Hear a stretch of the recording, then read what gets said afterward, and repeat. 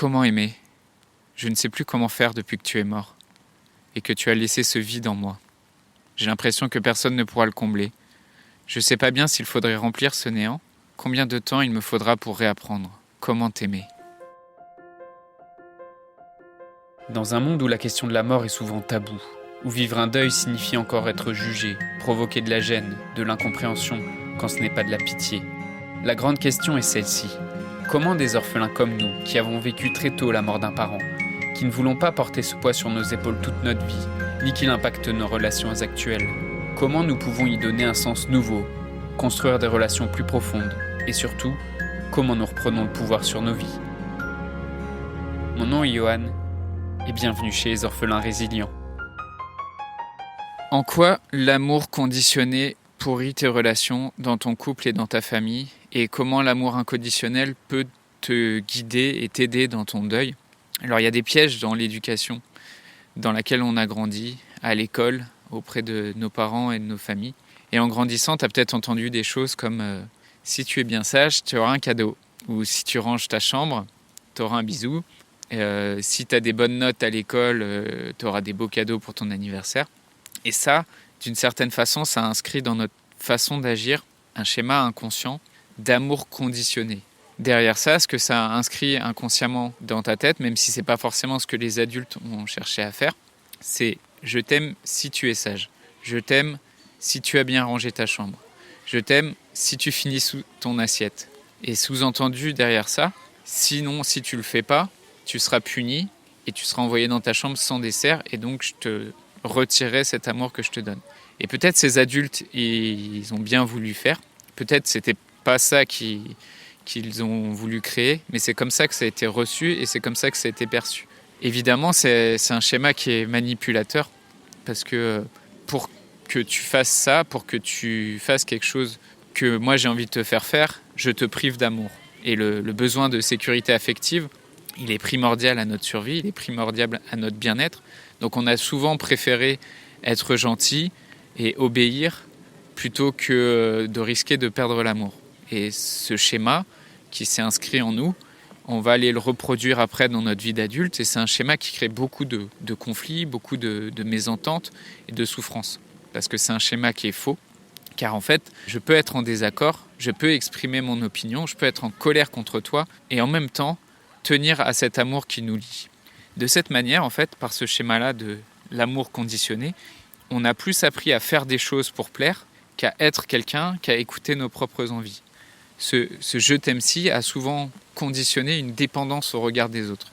Tu as pris l'habitude de penser que les gens t'aiment pour tes actes, pour tes performances, pour ce que tu as ou pour ce que tu montres, et pas pour ce que tu es. Et on reviendra sur ce point dans le prochain épisode, sur tout ce que tu peux montrer dans ta vie et des cases que tu peux cocher. Mais en faisant ça, tu as aussi sacrifié ta créativité en face de la peur du jugement, le risque du rejet et pour éviter à tout prix de déplaire.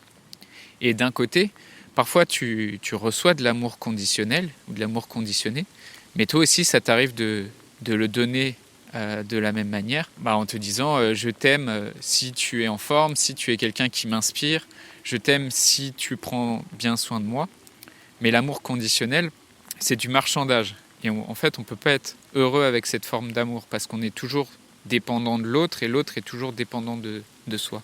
L'amour que je t'invite à considérer aujourd'hui, c'est un amour inconditionnel. Autant pour ta façon de percevoir les autres que de te percevoir toi dans tes relations. Et remplacer l'amour conditionné par de l'amour inconditionnel, c'est pour moi une clé de transformation, notamment pour le couple, mais aussi pour les autres relations dans ta famille. Et je t'invite à te poser plutôt cette question.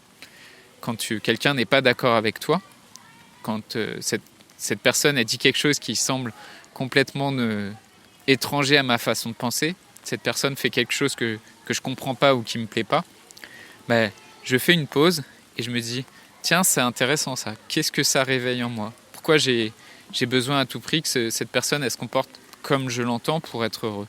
L'amour inconditionnel, c'est aussi une manière de soigner en fait. Et les médecins, il y a des psychiatres aujourd'hui qui se rendent compte que apporter à leurs patients de l'amour inconditionnel, ça aide à les soigner, ça aide à les comprendre.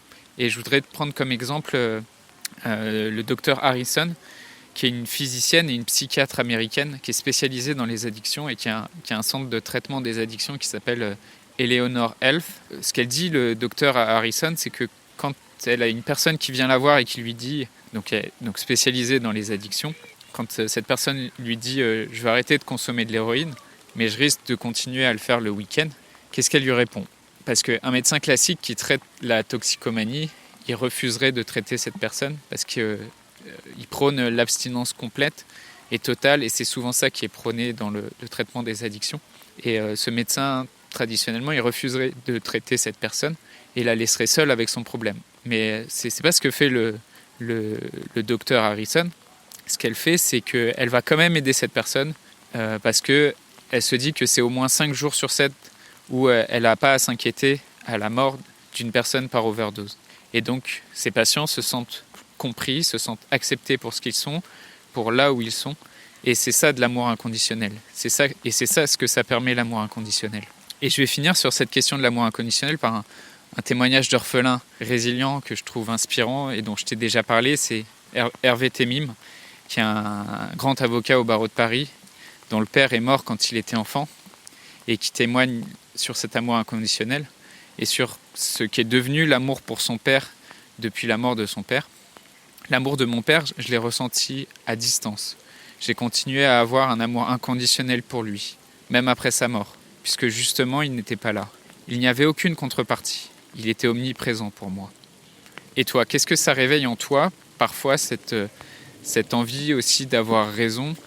Est-ce que tu dois forcément détester cette personne parce qu'elle ne pense pas comme toi, parce qu'elle n'est pas d'accord avec toi? Et qu'est-ce que ça t'évoque, cet amour conditionné? Est-ce que c'est quelque chose où tu te retrouves dedans, où tu as l'impression d'avoir grandi avec ça? Et qu'est-ce que ça t'inspire, cet amour inconditionnel? Viens le partager sur le groupe Facebook des Orphelins Résilients. Je voudrais te remercier d'avoir écouté cet épisode et j'espère sincèrement que ce que je t'ai partagé aujourd'hui t'a aidé. Si ça t'a aidé, alors assure-toi de le partager avec quelqu'un d'autre qui en a besoin.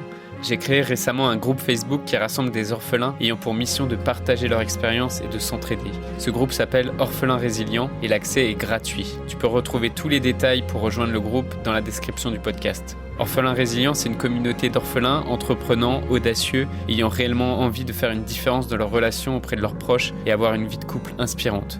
Dans ce groupe, tu retrouveras des interviews d'experts et d'artistes, des questions-réponses, des lives et des méditations, et surtout un groupe d'orphelins motivés, courageux et bienveillants.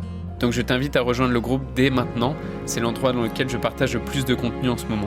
Le podcast Orphelins Résilients, c'est un nouvel épisode tous les jours du lundi au vendredi à 8h.